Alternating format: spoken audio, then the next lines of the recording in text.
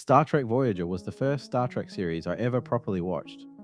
Not sampled, not caught randomly at a friend's house. Watched, which in Australia at the time meant aggressively hunted down in chaotic late night scheduling. Episodes aired at different times, different nights, sometimes they just didn't. But I was the kind of kid who fell asleep with the TV on anyway. So Voyager just became part of the background radiation of my childhood. Now, as an adult, I've watched the entire franchise from the original series right through the modern streaming era, and I can say with confidence that Voyager isn't my favourite. That title belongs to Star Trek Deep Space Nine. DS9 is a masterpiece. But Voyager is the one I love the most. So when I saw the announcement for Star Trek Voyager Across the Unknown, nearly 25 years after the show ended, I was in complete disbelief. A Voyager game in this economy, but it's here.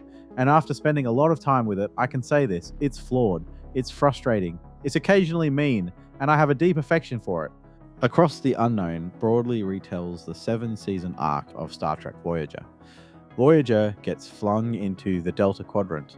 No Starfleet backup, no supply lines, no friendly faces, just a 70-year journey home and a whole lot of bad decisions waiting to happen. You step into the role of Captain Janeway and manage everything: resources, crew morale, research, ship construction, away missions, combat, and narrative choices. And yes, the game spoils the entire show. Every major event, every big twist, every oh no, that character moment, it's all here. But interestingly, if you already know the show, that knowledge becomes tactical leverage. You know which aliens are going to be trouble. You know which situations spiral. You know when Janeway absolutely should not push the red button. It turns your nostalgia into a strategy guide. The campaign is split into 12 chapters, each representing a sector of the Delta Quadrant. Each sector contains 3 to 5 systems, and each system is packed with 10 to 20 points of interest. Derelict ships, trading posts, mining colonies, mysterious anomalies, basically bad ideas waiting to happen. And here's the core gameplay loop. You need resources: doronium, deuterium, food, crew morale, power. Everything costs something. You warp to a location, you're given options. Take the safe option, small reward, low risk. Take the ambitious option, big reward, big risk. And this is where the game lives. You find an abandoned mining colony. You need doronium to repair your hull. You can grab the 40 units sitting there, or reactivate the mine for double the payout. You gamble. The machinery malfunctions, crew get poisoned, morale drops, you leave with less than you started. Congratulations, Captain.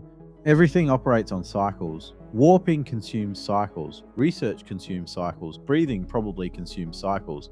And every cycle burns deuterium fuel. Stay in a sector too long, and morale begins to plummet. The crew gets anxious. They want to go home.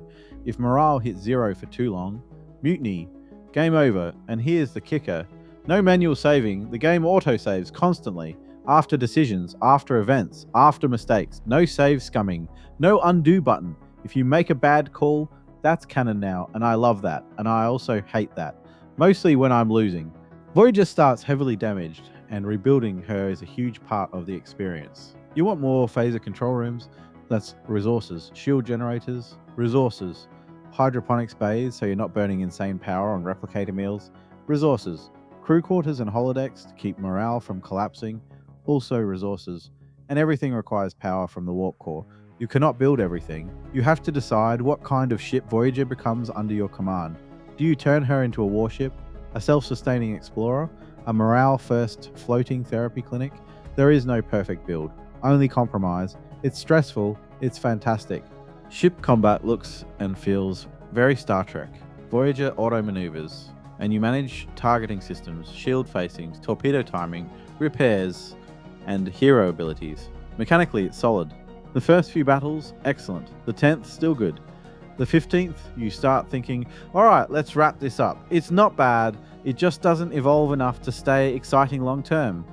Away missions function similarly to sector events, but are skill-based. You're told what types of challenges are coming. Engineering, medical, security, and you choose 3 crew members accordingly. But here's the tension.